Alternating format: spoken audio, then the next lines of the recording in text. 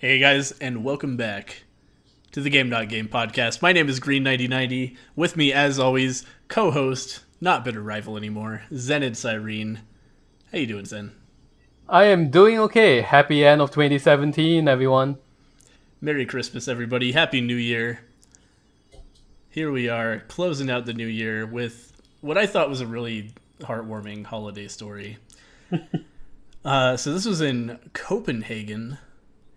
Man was he was rushing a little bit. He was this Danish man trying to get home quickly. You know, it's the holidays. He had a lot of stuff to do. He wanted to just get home, and he was carrying a lot of merchandise with him, so it was really important for him to reach home. Flags down a taxi, jumps in the back seat. Turns out, whoops, it's a police car. and this man was a drug dealer. That's his profession.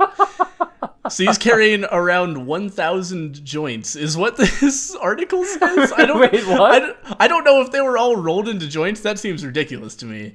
But according to this BBC article, he was carrying around 1,000 joints of cannabis, and jumped into a police car instead of a taxi because he was in a hurry. And obviously, he had a pretty bad time. Wait, first of all, how much space does 1,000 joints take? Yeah, right. Does anyone know? Okay, so what's in a pack of cigarettes, right? It's like 16 cigarettes or something. I have no idea. I'm not a smoker at all, so. I think it's between like 12 and 16 cigarettes. So you're looking at like 100 packs of cigarettes, basically. Maybe less. So not a whole lot. Not a crazy amount of space. Yeah, I don't even know how big a joint is, to be honest with you. I always thought it was kind of the size of a cigar, but that's not true, right? It depends. That's some Bob Marley shit. Cigar-sized joint. Depends on how extravagant you want to be that day. Well, that's some novelty. That's the kind of shit Snoop Dogg does in a promotional video, you know? Yeah. Holy shit! Oh my god. What? There was a really good video that I retweeted recently. There was oh man, I don't even know if I want to spoil it, but I don't know how to tell people to find it. There's this guy, this like old man who's like a cannabis lifestyle like YouTuber, I guess. YouTuber probably. Like just this crazy dude. And he's like, the tweet I saw was like, greatest plot twist in American cinema. And if you Google that on Twitter, you might be able to find it. So if you want to look for it yourself, I recommend pausing the podcast here and watching it yourself, because I'm about to spoil the shit out of it. It's incredible. There's this guy. He's with friends. They're hanging out on a couch in a living room, and he does a dab, which is like cannabis oil, and then he inhales from a bong, and then he chugs an entire beer, and then exhales and does like devil horns, and he's like, "Stay safe, everybody. Happy holidays." And then the camera pans over, and they're in a fucking IKEA. Wait, what? Good. They're sitting in one of those. So you know how when you go to IKEA, there's like the little room setups. These motherfuckers all just grouped into a living room setup in IKEA and did this shit. And they brought in like a whole glass of beer and all this drug paraphernalia and shit, and did all of that right there in the middle of a goddamn IKEA, and then they just get up and walk away. It is the best fucking video. Oh my god, it was so funny. Wow. Oh man, it is really worth watching.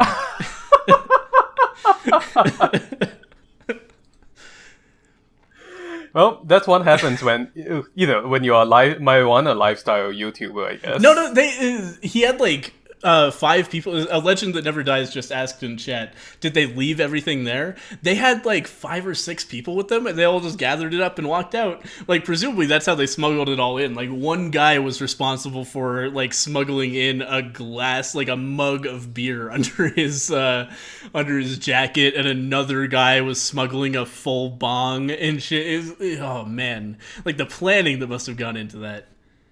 Right. Well, what I'm saying is that, sorry, if you were a YouTuber and you wanted to get views for your videos and you just happen to be doing a marijuana themed channel, that's the kind of stunt I can see somebody pulling off. Because that shit will go viral, as it did, right? 100%. Yeah, no, it was genius. It was absolutely genius. It was, the execution was so perfect too. Because just like, it's obvious that they not only planned out the stunt, but also planned out camera angles. Because they were really careful to film it from such an angle that it looked like it was just a normal ass living room. Like this dude is just sitting on a couch next to a friend, and they've got a fucking TV going next to them playing the news. Like it just looks so like a normal room. And then they pan out, and it's just like you see the like airport style signs in an IKEA. It's like this way to fucking bathrooms. And you're just like, what? No, what? No way! Unbelievable. So good. You know what? Anyway, I think that video heralds the renaissance of marijuana YouTube videos because it's going to be legal here in California in a few days.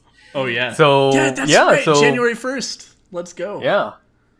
Yeah, so it's going to be, you're going to have all these YouTubers, like a new generation of YouTubers all about the weed. I think that's going to happen. Oh yeah. That's, if you're looking for investing, you should sell all your Bitcoin, start investing in cannabis YouTube. It's a little That's late the next for big that. thing. I already saw a report from I forget which bank, Wells Fargo or something like that, investor report about marijuana last year. Really? Oh yeah, just the kind of report you'll see, for example, steel futures. What are the prospects? No, this one's about marijuana. Get out of steel, get into marijuana for sure. yeah, 100%. Exactly. Sell your coal, sell your steel, buy pot. Now, actually, I have some timely news for you since California is it's doing this thing now in which weed is legal. Jack in the Box, famous restaurant chain, is going to be introducing the Merry Munchie Meal, available January 18th to 25th at 3 locations. I remember seeing that. Oh, man. Chicken strips, 2 tacos, 5 churros for some reason, 5 churros, onion rings, and a small drink. And then it's $4.20, everyone. That's actually kind of a good deal. It is a good deal. That's really good. Do you have to prove you're stoned to buy it? You have to prove you're stoned to buy it. Do you have to pee in a cup? Well, I have no idea. One thing I do know is that this is in collaboration with who else? Snoop Dogg. Oh, of course. And Martha Stewart. That would be so good. No, it's Snoop Dogg. Well, that they did a show together, right? I think we talked about it. Yeah, we talked about that. Yeah. That's right. Yeah, I wonder how that's coming along. Probably great. They seem to really get along well. They did. I think, I remember you saying that. Yeah. To answer your question from earlier, I kind of don't remember what we were talking about before it went down this weed line passageway. Well, we were always talking about weed. We were talking about the guy jumping into the cop car. Right. Which I think it's a very short article. I think I've kind of exhausted what there is to talk about. I just thought that was a really funny story. This guy shit, gotta get home quick. Got all these joints on me. Better hop in this taxi. And the police officer just turns around excuse me, what are you doing in my car? It sounds like a bad high school teenager movie. Those kind of stupid National Lampoon comedies. Yeah, it sounds like fucking Superbad. It does. I'm expecting a stoner's questionnaire or personal check from Snoop Dogg. I bet at this point Snoop Dogg's personal checks are customized with marijuana leaves. Oh, I'm sure, 100%. Yeah. Everything that he owns. That's what his toilet paper looks like. It's toilet paper. It's made from hemp. Dude. Oh man, my grandpa says that his brother apparently got toilet paper for Christmas that has a picture of Trump's face making a kissy face. Oh no. Yeah, on every single ply. And his response to unwrapping it was, I'm going to need about 10 more of these. He was really happy with it. Oh, man. I mean, novelty Trump items at this point. I'm sure that's a nice market. Oh yeah, that's you got to move all of your money into novelty Trump items and cannabis right now. Yeah, Bitcoin is still over. Yeah, the two fastest growing sectors in the American economy. Oh God. Well, speaking of, I don't know. Speaking of nothing. Speaking of nothing.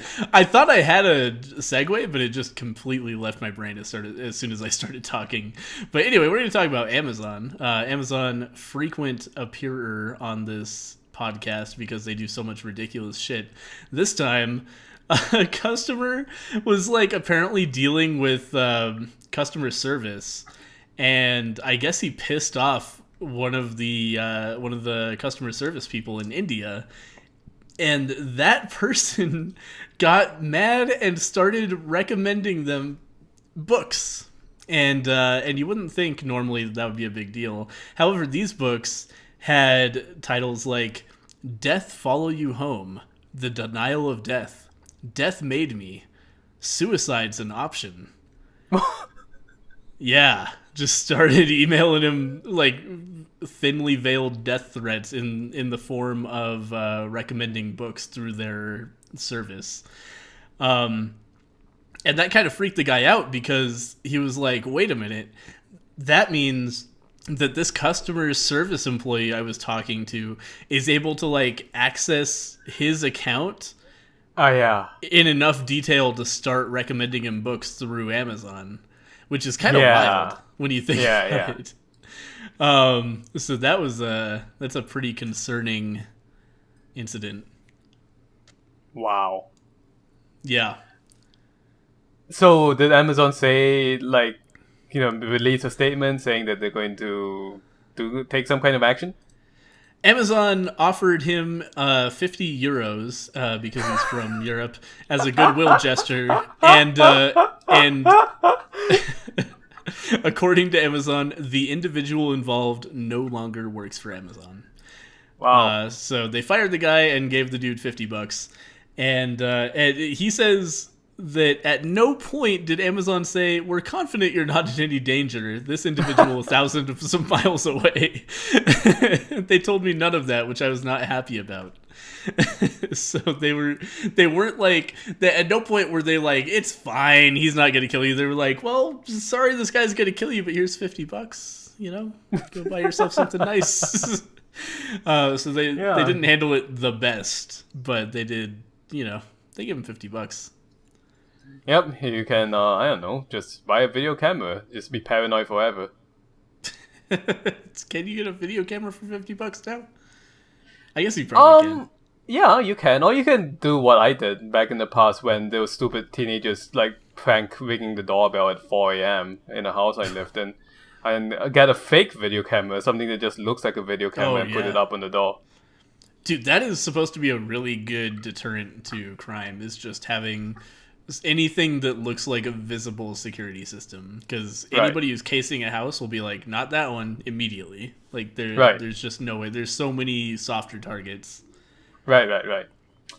Amazon's taking over everything. There's only enough time until we get the Amazon merging service.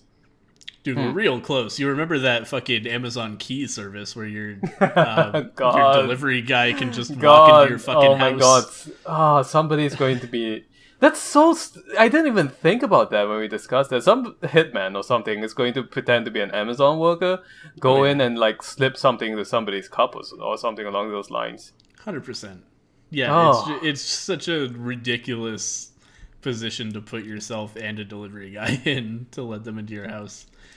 If you missed that discussion, Amazon Key is a thing where you can sign up with Amazon. They'll give you a like special lock to install into your door, and then your delivery guy has like a remote, like basically a garage door opener, effectively, that works on your front door, and they can leave your packages inside instead of outside so that nobody steals them. However, it's kind of like it's solving... It's hammering in a nail with a sledgehammer, like it's not, you're really not solving the problem by giving random delivery people access to your home. Yeah. Man, I remember the time the Amazon delivery person just called me out of the blue. I was having dinner with Cyrene, like 100 Really? miles away, and they were like, "Oh yeah, I'm delivering a package." I'm like, "Who's this? When did Amazon delivery man call me?"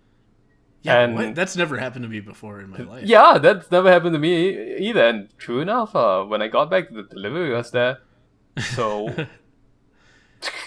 I don't even know, man. Amazon nowadays.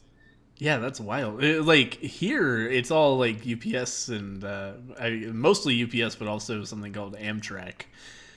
Yeah, Wait, is Amtrak Amazon? Oh shit! I think it's Fast Track. Wait, no, it's something on track. On track is what it is. On track, Yeah, not Amtrak's a Amtrak. train station. Yeah. Amtrak is trains. Yeah, on track. That's the one that I don't recognize, and I've only ever seen Amazon deliver through them. Yeah, I mean, I typically that's what it is for me. I don't know why that one time I got a phone call. Yeah, that's wild. Huh. They do have my phone number. I've always put it in case there's like a problem with the delivery or something, but Sure. but it's never been relevant before. Yeah. Well, Well, there you go. Maybe someday Amazon will call me as they're walking into my house delivering a package. we signed you up proactively for Amazon Key. How did we get your key? You already sent it to us. When do you send it to us?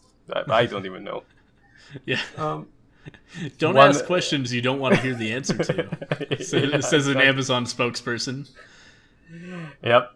Oh man. Now we just need to combine the recommended issue and Amazon Key service. They can send accurate death threats then. Oh my god.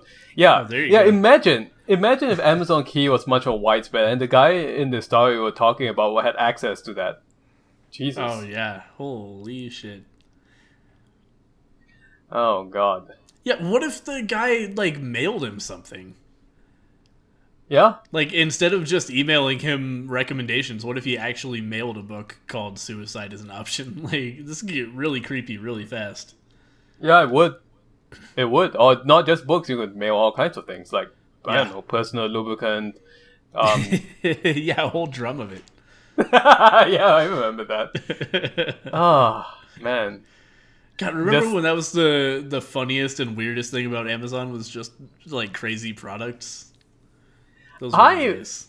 Yeah, those were the days. I remember like years ago I would just hang out on the call with you and Austin and Rob and I'd just be browsing through Amazon's stupid products. Oh yeah, those were good times. Alrighty. Let's see. What do we want to talk about next? I don't know. I think I'm pretty tapped for topics. Did you have anything to? Yeah, let's quickly go to Japan, as I like to do a lot of the times in these things. And we're going to be talking about technology again, as we want to do here. Japanese newest chocolate snacks were developed by an AI program, according to this news article. Huh, and okay. yeah. So the company is the snack. First of all, it looks like one of those Pocky sticks, that Right. you see so often at anime conventions, sold at like 500% markup. Yeah. And Lotte, which is actually a Korean company, I don't know why it says Japan, but Lotte has started trying to figure out what the new hit flavor is before any of their competitors or even consumers. What do they want before they know they want it? And so they came up with Calamansi Chocolate Topo, which is calamansi. It's a citrus fruit that's often used in a condiment in Asian cuisine, particularly for Filipino dishes. Okay. And I've had those. They're like little kumquat kind of things. I guess so. I don't know if I've ever had that specifically. It might have been a seasoning used in something I ate. I've had them. My mom's boyfriend is Filipino, and Okay. and he gave her some of those. They're good. Okay. Yeah, they're like more like sweeter kumquats. Sweeter kumquats. Okay. I've never had a kumquat either, as far as I know. So well, they're hard to explain. They're little tiny like lemon orange things, but you eat the whole thing with the skin. Oh, interesting. Yeah. Sounds like a calamari salmon and Doi warrior. Hold that thought for a There bit. you I'm go. going to come back to that in a bit. But Okay. but yeah, this flavor was chosen by an AI program that analyzed data regarding consumer preferences in flavors and ingredients, eventually pinpointing calamansi as poised to become the next big hit in chocolate compatible ingredients. This is sold all over Japan. The calamansi topo will only be available through the online store. The purchasers will have to buy it in bulk for some reason, as it's only being offered in 10 box bundles for $24. So I don't even know what the marketing plan is for this. We have this computer create this new product, but you have to buy $24 worth of it at a time. Huh. Yeah. Well, it seems like definitely the start of something bigger. Like, this is the start of all consumer products being decided by algorithm, I think. Look, I can't wait for... Oh, man. You know how, like, in the past they used to do, like... I don't want to say sweepstakes, but it's like you would vote for, like, the new flavor of potato chip or Mountain Dew or something. This is the evolution of that. We're not going to let consumers vote. We're just going to have an algorithm decide what's the next big Mountain Dew flavor. I mean, it's not too surprising, honestly, because food companies collect all this data anyway. Sure. They already do statistical analysis in order to figure out what consumers might want. Right. So just let the AI do it. Yeah. It makes perfect sense, actually. Yeah, I mean, next year will be, I don't even know, like freaking curry-flavored topo with mango or something. That's the next big thing, according to the AI. You just blindly listen to the AI tell us what consumers want. Squid ink and strawberry topo, right? Why not? Why not? Yeah, like pepperoni mango flavored. I don't even know. That would actually be good. Yeah. Would it? Do it. Yeah, actually, it might be. Yeah. Yeah, I mean, since your mother has a Filipino boyfriend, you might know that in Southeast Asia that a lot of people eat like foods with spicy with chili on top of it. Oh, interesting. Yeah, so that could work in Southeast Asia. That's a Mexican thing too, I think. Oh, interesting. Okay. Yeah. Yeah, it's good. I had a really good when I was in Mexico. I had a good God, what the fuck was it? It was something like that. It was like an ice creamy style treat, but it wasn't ice cream. It was like, I think it was like frozen chunks of fruit with like a peppery, spicy, sour, spicy sprinkling on them. It was good. Okay. Yeah, so God, that was a long time ago. I'm sorry, I don't remember more information about it. That was like 10 years ago. Oh God, I mean, it doesn't... almost 15 years ago. Fuck me. I guess for a place like Mexico, then it wouldn't even need like a fancy AI to determine that. Just make it. You know that it exists already and people like it. Sure. Yeah, to go back to Doi Warrior here, say a calamari summoner. Recently, I got really annoyed by the fact that, well, not the fact that a new squid was discovered. Of course, it's great that somebody has discovered an entire new squid species, but that kind of pisses me off. yeah. God damn it! They should discover a new shark instead. Yeah. No, what pissed me off was that then people reported, right? They put it on their websites, and one website, and I've forgotten which outlet this is, said it's Cthulhu, new squid discovered. Like, fuck you. Just because it's tentacles doesn't make it Cthulhu. You're trying to get views, Yeah, that's some extreme level clickbait. Yeah, it really is. Cthulhu discovered. Actually just a squid. Pretty normal squid. Yeah. Oh God. I mean, we have been in the age of clickbait for a long time now, really, but things that surprise me every single time still. Yeah. Oh, so speaking of machine learning, there's a really interesting application for that technology in Path of Exile, actually, previous game of the week. Path of Exile is a game with Diablo-style loot, which, if you're familiar with that at all, it's like an item can have a certain number of modifiers, and those modifiers can be, from a range of things, but it's like typically with a certain item you'll want certain mods. Like for a weapon, you'll typically want it to have like percent increased physical damage, added physical damage, and attack speed, and maybe like some critical strike multiplier or something. But then there's a lot of trash mods. So for a new player especially, when you're picking up loot and identifying it, you're like, is this worth anything? I don't know, dude. So somebody is working on an algorithm that's going to be able to determine approximately what an item should be priced, and that is an extremely complicated undertaking, because there's so many things that play into the price of an item in a game like this, because there are like infinite variations of items that are possible. But I tried it out just out of curiosity, and it's actually pretty close a lot of the time. It's there's a lot of new item mods right now, because there was just a big expansion where they added new like crazy shit, and it does very poorly with those. But with just normal ass items that have been established for a while, it does a pretty good job of being like, yeah, that's, I don't know, that's like 10 to 20 chaos, and it's like, yeah, that's about right. So very interesting thing, especially as a resource for newer players. I think that's going to be really cool. So just to be clear, the person who created this is not the developers, right? This is a modder of some kind. Yeah, this is just a guy who he set up a website. It's PoE Price. If you want to check this out yourself, and it has access, like all the market stuff in Path of Exile is freely available for I forget what the protocol is called. But you can just download it and all that data and check it out for yourself. So it just uses market data that's freely available on the web to teach itself what items tend to be priced, just by what players list their items for. Okay.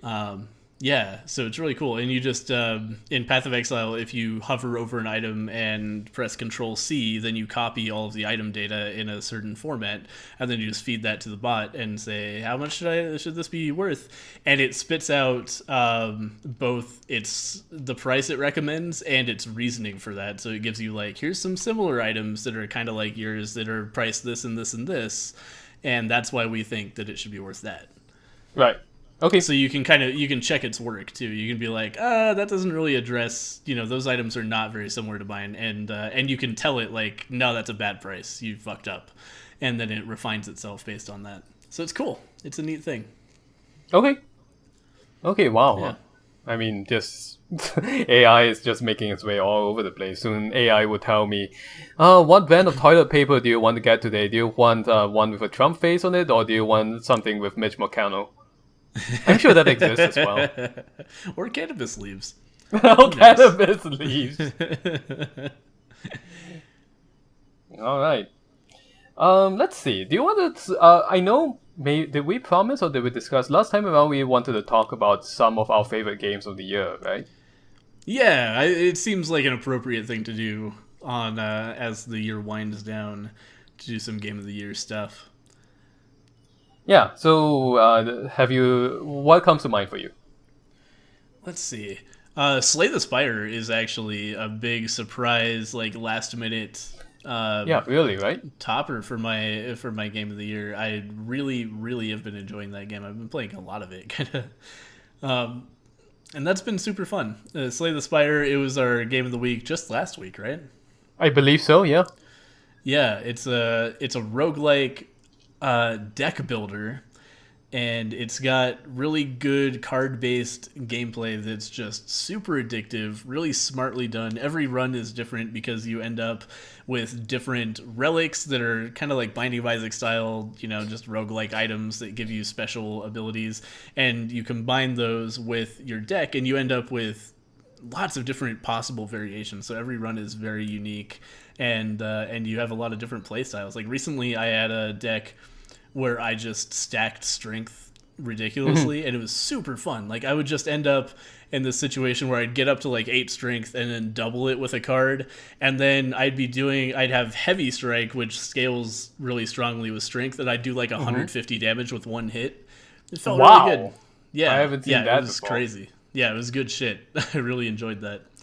And then, but you can also do on the other side, basically, you can have a deck where you can do 20 different little attacks in one turn, and stack up a bunch of bonuses and do a bunch of extra damage every time you play a card and do your 150 damage in a turn that way instead.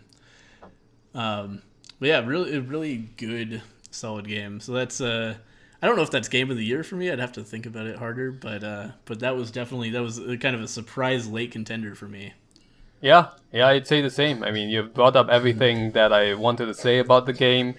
For me, I am working on finishing up all the relic unlocks for the game, and then after that, I might do a short series, just based on trying to build certain archetypes and seeing where they go from there. Once I've unlocked everything for each of the characters. Great game. Yeah, solid game. Yeah. I'm in the roguelike category. I'm going to add Dead Cells to that. Yeah, Dead Cells is basically a Metroidvania if it had a baby with a roguelite.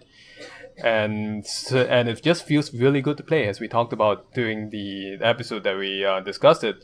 Just everything is well done. The movement, the traversal, the abilities, just super smooth. I really enjoyed that style of gameplay. Yeah, Dead Cells is one of those games it just nails the game feel so hard, which makes it really, really just a treat to play. Very good game. I'm super looking forward to Dead Cells getting some more expansions and moving toward main release, at which point I plan to play it a lot more. Yeah. It's interesting that 2 games this year, the first 2 games that we thought about, are actually early access games, which yep. I wouldn't have thought would have happened, but these are just have really excellent fundamentals already. Yeah, just really ahead of the curve on getting their game together and being playable and good. Both of them. Yep. Anything else on your list? Here's a stupid category. Here's a game from a long time ago that I ended up picking up and playing a lot this year, and remembering how fucking good it is. Ftl Faster than Light. Still an incredibly good game, even after FTL was one of those first roguelites that kind of set the stage for a lot. FTL's map system has been ripped off a lot, including by Slay the Spire. It's very very inspired by the FTL map, and its combat kind of has not been copied, surprisingly. At least not much that I've seen. But god damn, is that game really fun and satisfying to play. If you never got a chance to play that one, I highly recommend picking it up. It's just one of those classic games that still really, really stands up. Mm-hmm. Yeah, I haven't played it in a while, but FTL has had an outsized influence, I think, in the world of roguelites, even if they didn't copy the systems exactly.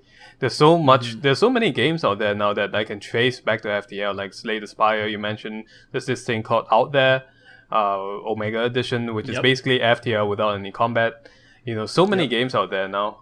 And there was a time in which I was going to compile a video, like so many other Dead projects, of games they're like FTL, and there are at least 5 of them.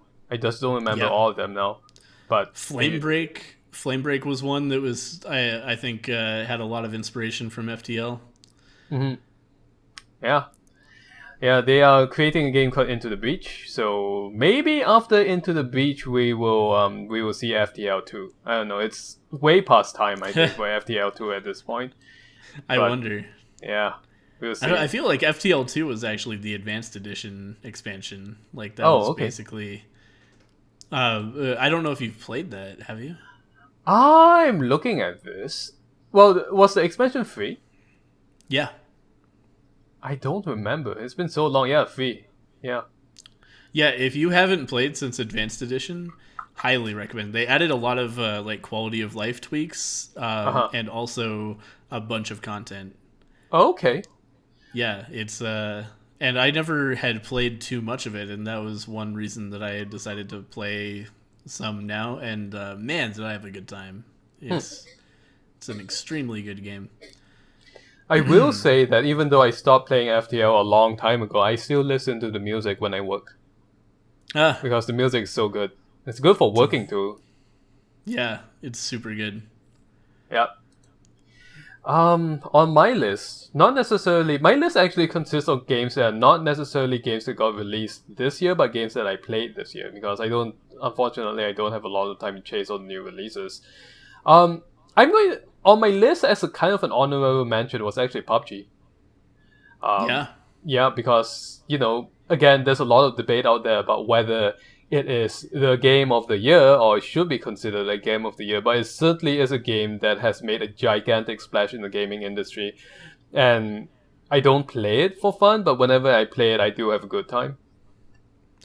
Yeah, PUBG, I feel like it's really the start of something. Like DayZ was this kind of the same way. It was like it was the start of something big, and then it spawned a million clones, and nothing quite nailed it until PUBG or similar battle royale games kind of figured out how to take this, like, there's a bunch of people fucking around on a map, and turn it into a compelling game mode. And I think PUBG is the next big evolution in that.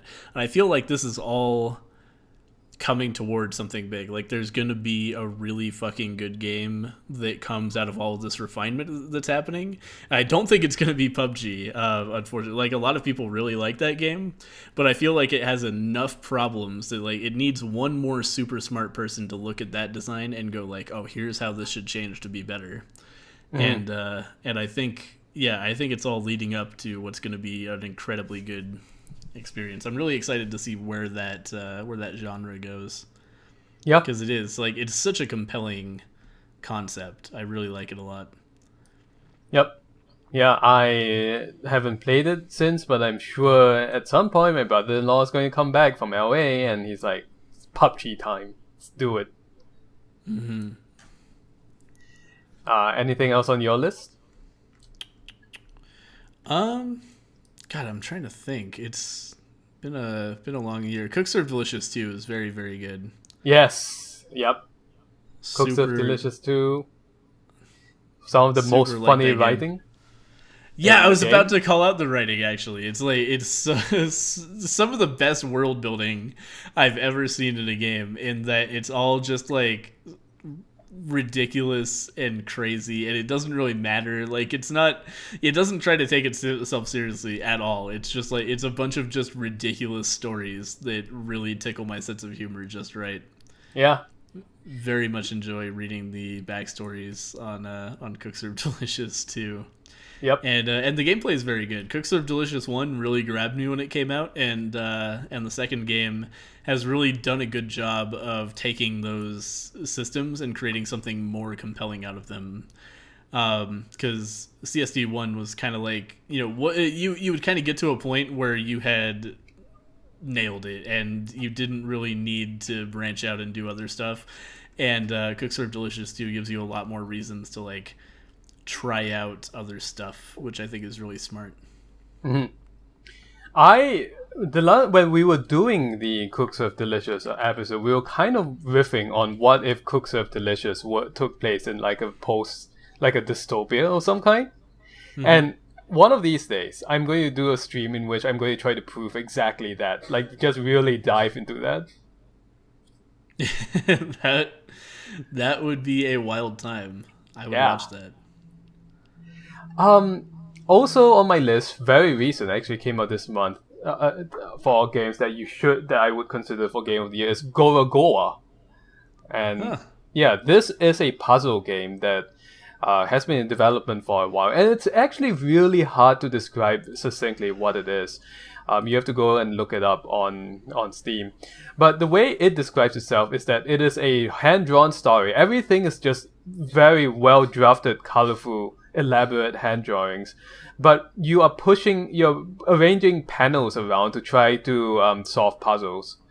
And it's only about 2 hours long, so if you don't if you feel like you won't get a lot of value out of it, that's fine. Maybe this is not a game you'll get. But it is an experience in which it's not like in any other video game that I've ever seen. It's like being in a storybook where there are lots and lots of optical illusions and visual tricks, but it's all very cohesive.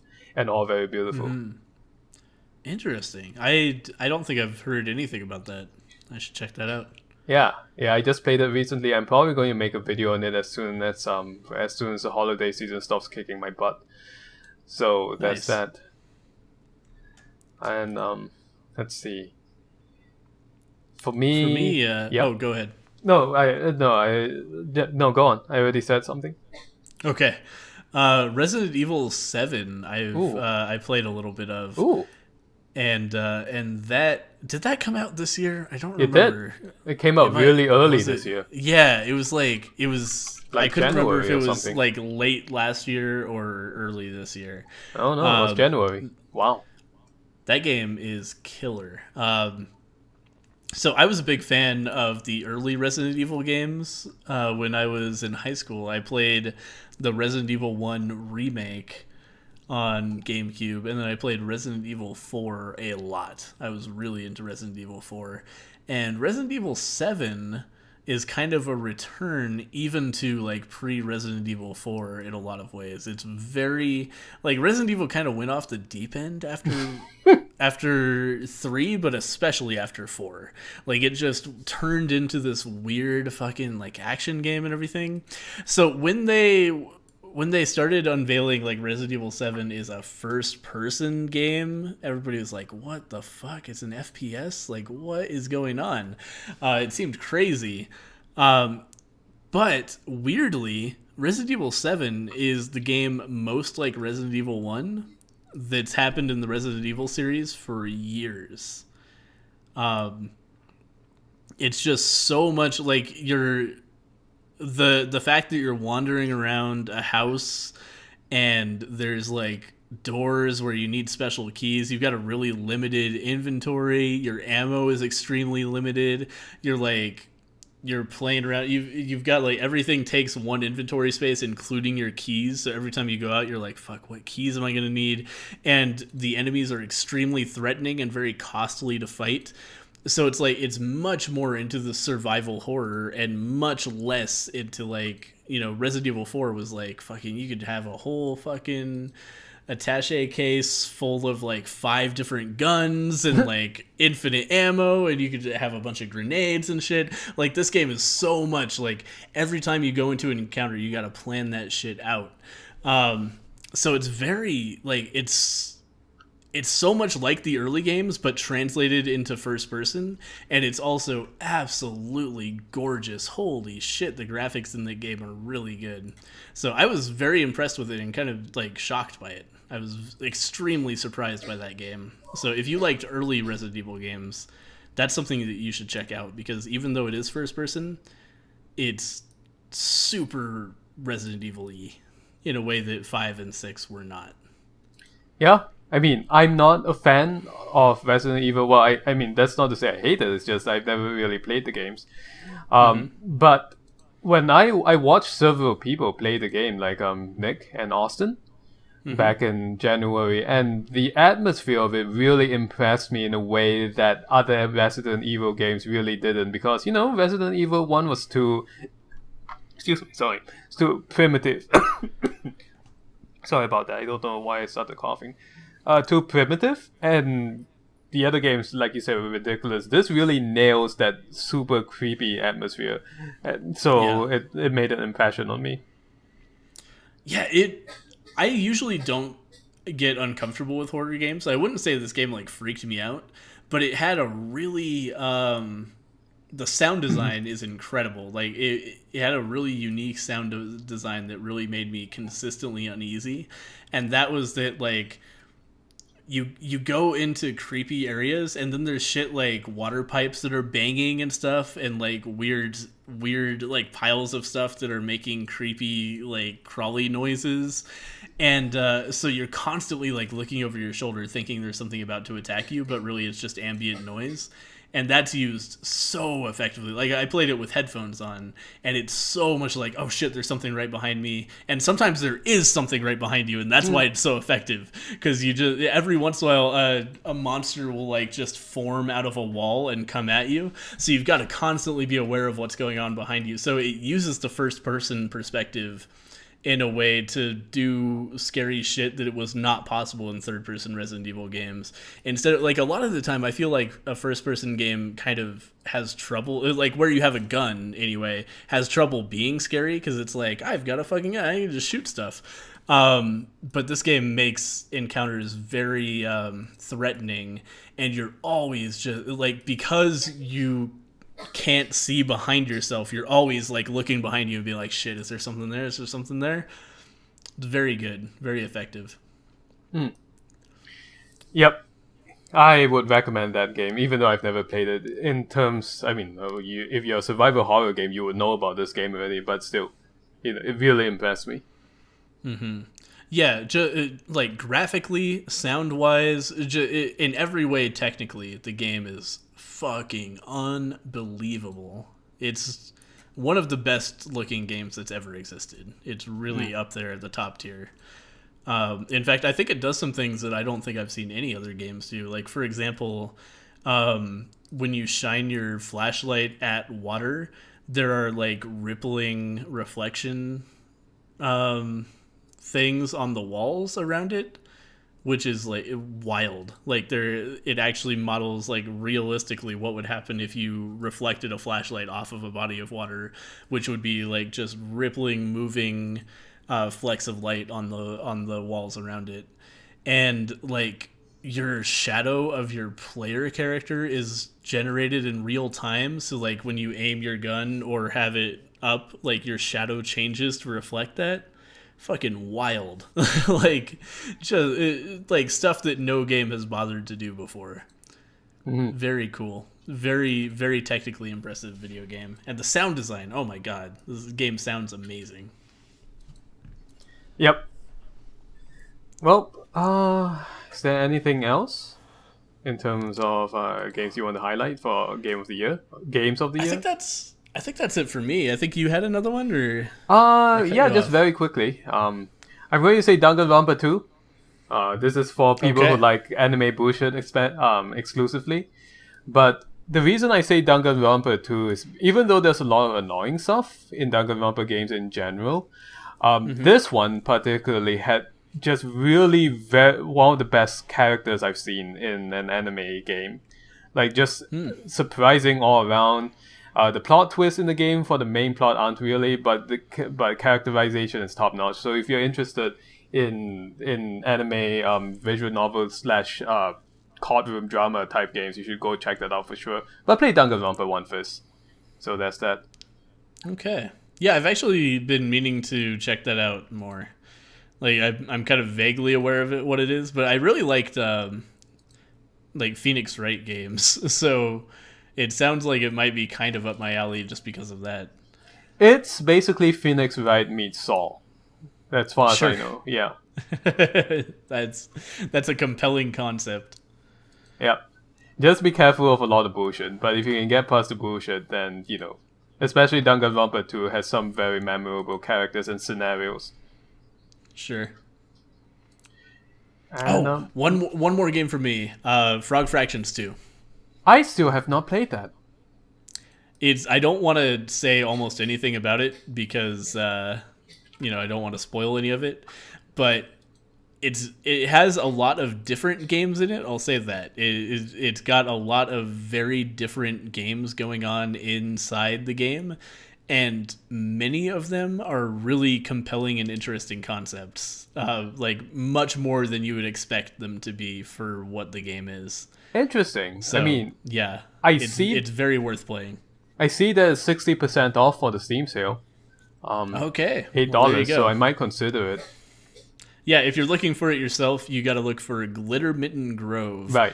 Is the game in which it is hidden, and then you got to look up a guide on how to unlock Frog Fractions 2 within Glitter Mitten Grove. Right.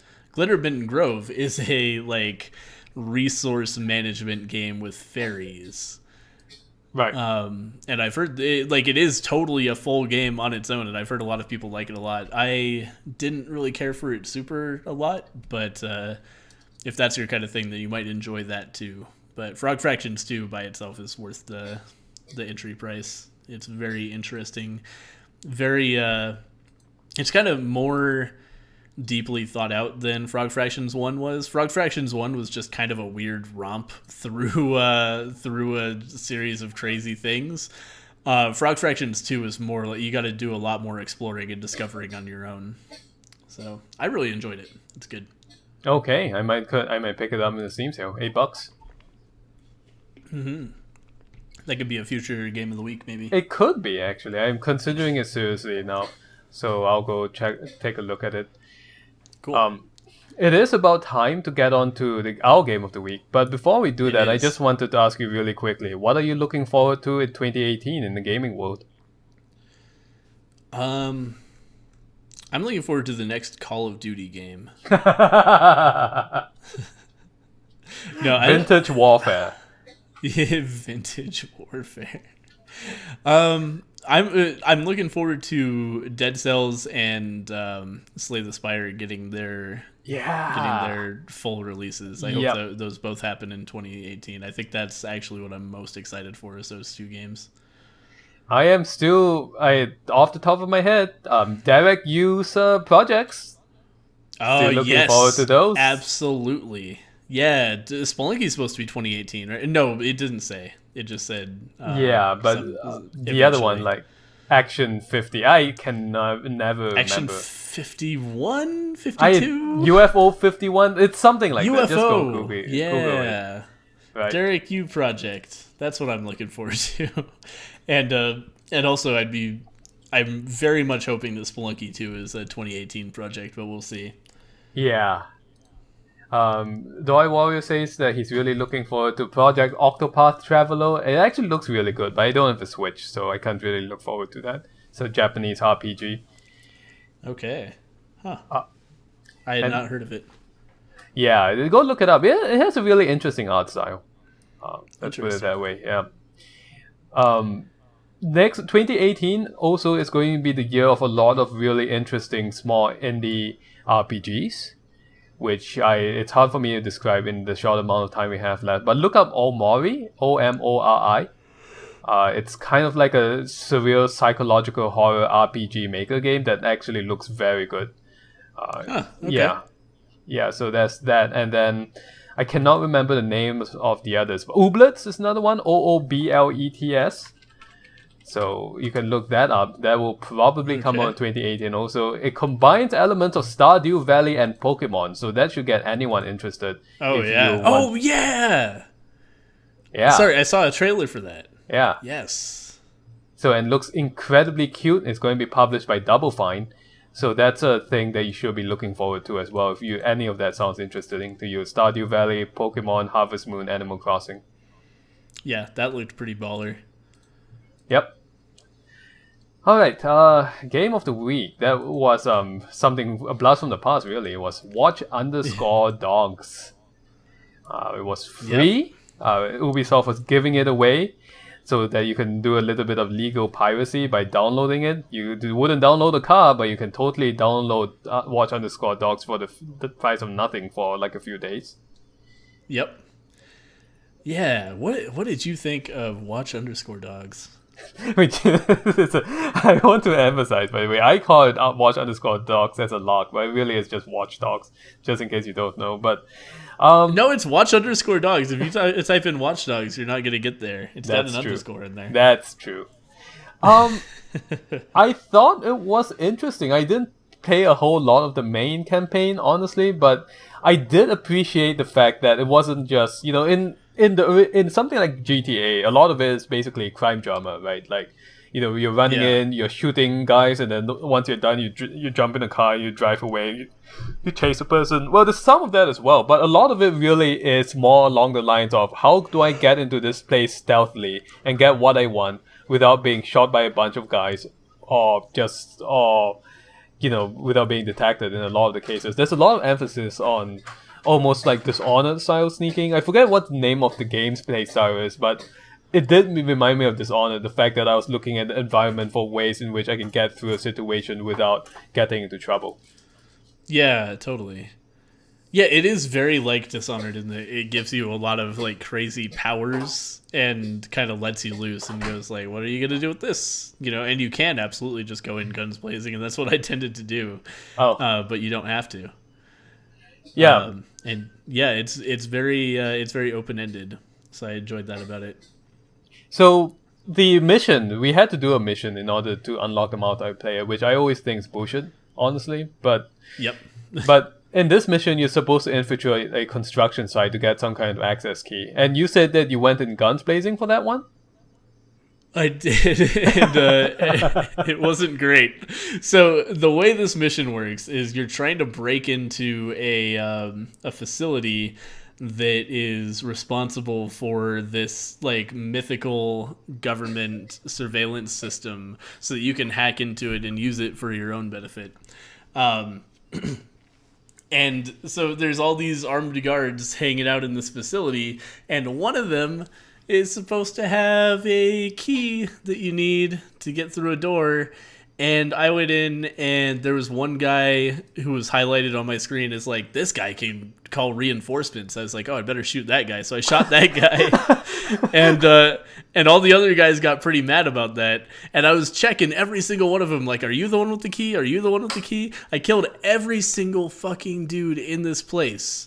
Everybody was dead, and then I'm just running around trying to find where I'm supposed to go. Nothing is highlighted. There's no place to go. There's no indication of even like where I'm supposed to be able to go. I just can't find anything, and none of the corpses have the key on them.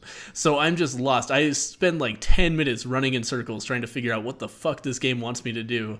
And then finally I like go outside. There's a guard who was apparently sitting outside the gate that whole time and didn't realize that I killed every single one of his friends. And so I open the gate and like start walking, and I'm so used to everybody being dead that I'm not even thinking there might be any danger. And this guy's like, "Hey, wait a minute!" and then just unloads in my face, and I immediately die. And I was just like, "All right." Good. And that respawned me to back before I killed everybody. And then that time, one of the guards that I killed this time had the key. And I was like, oh, so it just glitched out, I guess. Either that or the one guy who killed me had the key. But I don't think he did, because I was in profiling mode and it didn't look like it. I'm going to nominate He Unloads on My Face as the podcast title. I'm into that. All right. I'll write it down. Yep. Unloads on my face. Done. Yeah. So yeah, I mean, the game has a lot of jank to it. I think we realized this as we started playing multiplayer. Holy fuck, is it janky? Yep. Of course, before we go on to multiplayer, I just wanted to say that I took a totally different strategy. You know, the one that the game basically is trying to teach me to do, right? It's like, okay, hijack the cameras, look around, see where people are looking, go in, don't get seen, you know, knock a guy out, and then go and find the key. So did that twice, failed both times, and on the third time, finally did it. Nice. Multiplayer was very strange. Really weird. Yeah, so you gotta go in, unlock the multiplayer, and then there are all these 1v1 competitive multiplayer modes that you're not allowed to play with your friends. You just have to matchmake for them. Which seems like the strangest possible decision, because it's not like there isn't friend stuff. You can do some things with friends, but why would you not be able to do all things with friends? You know, they just decided arbitrarily that a lot of the modes were not available if you wanted to play with your buddy, which meant that we were limited to either free roam or racing. And free roam means that you're not allowed to do any quests or anything. There's literally no objective. You just hang out with your friend and drive around the city, which was fun for a little while. But, like, there was nothing to do. Yeah. Yeah, what did we do? We tried to get the police mad. It took a while. It was really hard to get the police. I still don't know what the deal with that was. Because at first I was just like, the police won't even come. Like, it's impossible to get any enemies on the fucking map. But eventually we did, like, kill enough innocent civilians that the police got mad at us a little bit. But, man, it was hard. I don't understand why it was so hard to get the police called on us. Because in the single-player game, it's not hard at all. You pull out a gun on the street and people are going to freak out and call the police. But we were like doing donuts in the middle of the street and shit. Yep. Yeah, we hijacked a fire truck. Nobody cared. Yeah, absolutely. So that was a little weird. Yep. And then we raced, which was fun, but like it would have been more fun in a racing game probably. Yeah, it would have been more fun. It was also, I mean, we had.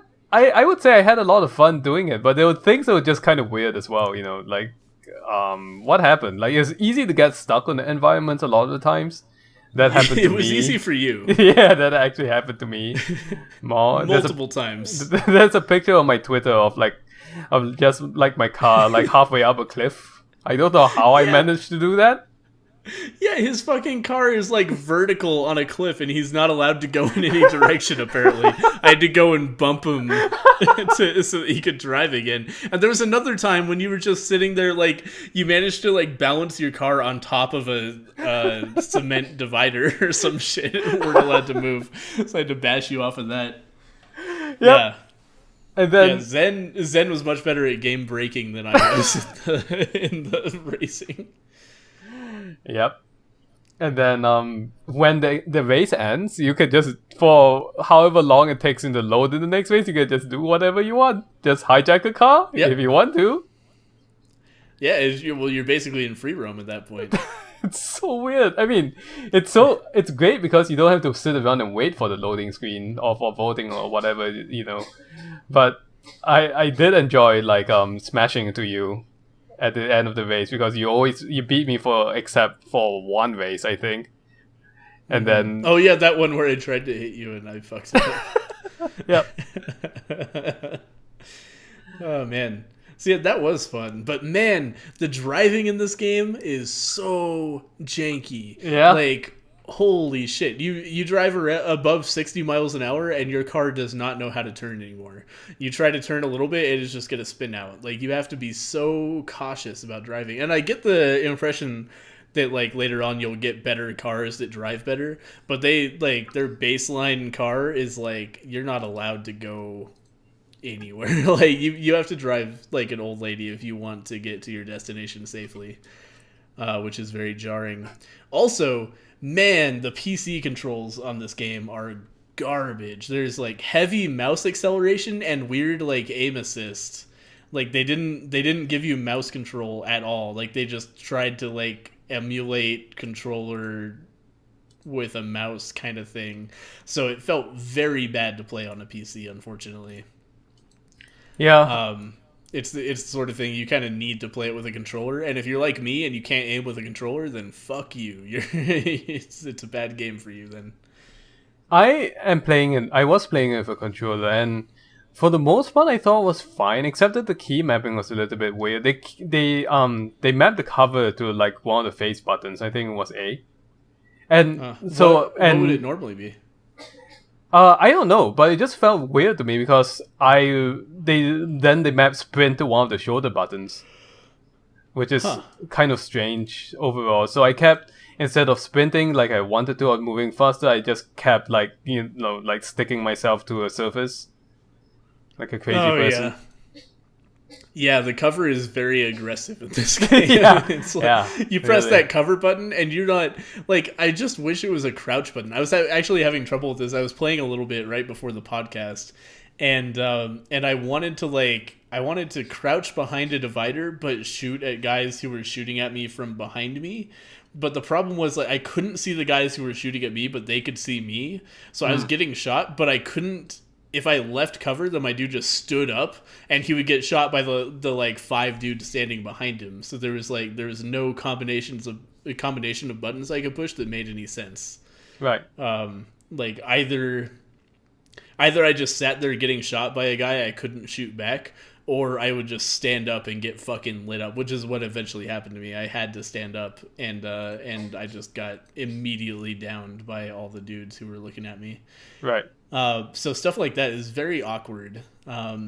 It feels very much like a budget GTA. Like I've played a lot of GTA 5, so I'm used to like what the good version of this feels like, and this feels like it feels worse than Saints Row, which is kind of budget GTA already. It just feels like GTA, but with the controls not quite figured out. Right. Yep. I haven't played a GTA. That said, I don't. What's up? Sorry, Yeah, go on. I don't want to come across as like super negative about the game because it's like a lot of games, it's GTA with a twist, and I kind of really like the twist of this game. The premise is you're like this crazy hacker dude, so you can pull out your smartphone and do all this stuff. And one of the things you can do is just hack into like random civilians and get little glimpses into their life. Like that's kind of a theme of the game, is the idea of a government that's able to just peer into its citizens' lives at its whim, and you're a hacker who's like taking over those systems, which is a cool concept, and they actually do it really well. Like there's all this little world building stuff. Like you can just, if there's a guy walking down the street on the phone or texting or something, you can just hack him, and you'll be able to read his text conversation or listen to his conversation. And it's always just like menial bullshit. It's like, what are you getting at the store? Or like somebody yelling at their spouse about cheating, or, just stuff like that. A woman like talking about losing weight, like just weird little private conversations. And it does a really good job. There's a lot of them. I never saw a repeated one. And it does a really good job of making the world feel real, and also like making you feel uncomfortably voyeuristic. Yeah. It's a really good aesthetic that they doubled down on hard, and I think they really successfully did it. Like that was my favorite part of the game, was when I wasn't trying to interface with any of the fucking systems, because driving sucks, combat sucks, everything about playing the game sucks, but just walking down the street and like hacking into cameras and like spying on people and listening to their conversations feels great. Yeah. That was a really cool thing. Yeah, I did like that layer of the game as well. Some of it was real funny. Like, I think we saw one guy who was barred from entering Canada. Yeah. Yeah, every single civilian that you like look at, even if you can't hack them because they're not up to anything, every single one has like facts about them. It's like, how much money do they make? What's their occupation? And like a random fact that's like, barred from Canada, or dishonorably discharged from the military, or whatever. Just pirates media. Which is cool. Like it's just a good little touch, a good little layer of the game. Like I feel like everything about the game is great except the actual gameplay. And this is, I talk about this a lot with almost every game we play. The game feel is bad. The game feels bad to play, unfortunately. But everything else about it, the aesthetics are really good. Yep. I also I should mention I used the graphics mod, and this was a long time ago, but like 3 years ago at E3, this game had a trailer that was like, holy shit, this is the future of gaming. Like, look at all those reflections. Look at this guy's independently modeled trench coat and shit. Like, the game looked awesome. And then it came out and it just looked like total fucking ass. And everybody was like, what happened? Why doesn't it look like the E3 trailer anymore? And somebody figured out all those textures still exist on the PC. They just disabled them to bring it in line with the console releases. And modders have unlocked that, and there's an extremely easy to install mod out there. So if you do play Watch Dogs on the PC, I recommend picking that up, because the game does look a hell of a lot better with that. It's actually a gorgeous game if you use that. Yeah, I didn't do that. I thought, well, I have pretty low standard for graphics, or low standard, so I thought it looked fine, but I'm sure it will look even better with those textures actually there. Yeah, it's not like it looks terrible without it, but it's actually a very visually impressive game with the graphics mod. Less so now that it's been, we're like 2 years out from release or something, but still it's very good looking with the mod. Yep. So final thought about Watch Dogs. Watch_dogs. Try to grab it for free if you can. Oh boy, that's what I did, and I don't regret it at all. Yeah, I mean, it's fine for what it is. Certainly, my opinion is colored by the fact that I got it free, but it did scratch a little bit of an open world itch for me. I did not like the controls too much, so if you wanted to buy an open world game, I would recommend something else like Sleeping Dogs. but it's the only hack them up open world crime simulator there is out there. So if that's what you want, do check it out with some caveats that it may not play that well. Yeah, also worth noting, I've heard that Watch Dogs 2 is a whole hell of a lot better. That's something that I'm interested in checking out. True. But I have not played it. Alrighty. But yeah, I would be pretty pissed off if I paid full price for this game. Yeah. Mostly because it's very obviously ported. It's not made for PC. It's made for consoles and ported to PC badly. That's my biggest complaint about it. It feels really bad to play with a mouse and keyboard. Yeah. Unfortunately. Something like, GTA 5 is an example of this kind of thing done right. That game feels really good to play. So if you're looking for this style of game and you haven't played GTA 5, get that one first, I would say, for sure. Yep. All right. Especially if you're on PC. Yep. So, next week's game of the week is going to be Don't Starve Together, which we did a long time ago. We did Don't Starve for Green vs. Zen many years ago. We haven't visited it since, and Don't Starve, Clay is doing these limited time events. There was one for Thanksgiving, and now there's a winter event going on. I don't know what they plan to do with those events afterwards, but certainly we're going to be checking out Don't Starve Together for that next week.